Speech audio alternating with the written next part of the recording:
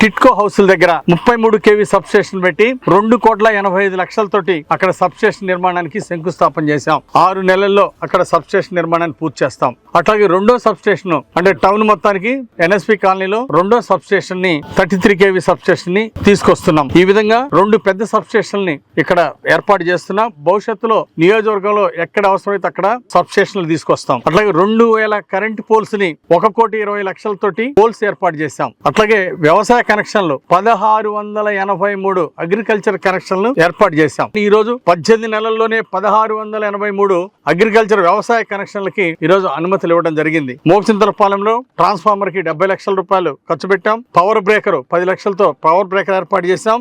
73 kV ట్రాన్స్ఫార్మర్లు ఏర్పాటు చేశాం. అవసరమైన కాడ పవర్ ట్రాన్స్ఫార్మర్ ములకలూరులో 68 లక్షలతో ఏర్పాటు చేశాం. RDSS వర్క్స్ 5,16,00,000 పెట్టడం జరిగింది. ఈ విధంగా ఈరోజు విద్యుత్ సమస్యల పరిష్కారానికి 11,86,00,000 ఖర్చు పెట్టి 18 నెలల్లోనే ఒక విప్లవాత్మకమైనటువంటి మార్పులు తీసుకొస్తున్నాం. ఈ విధంగా ప్రజలకి నాణ్యమైన క్వాలిటీ విద్యుత్ ఇవ్వడమే మా లక్ష్యం.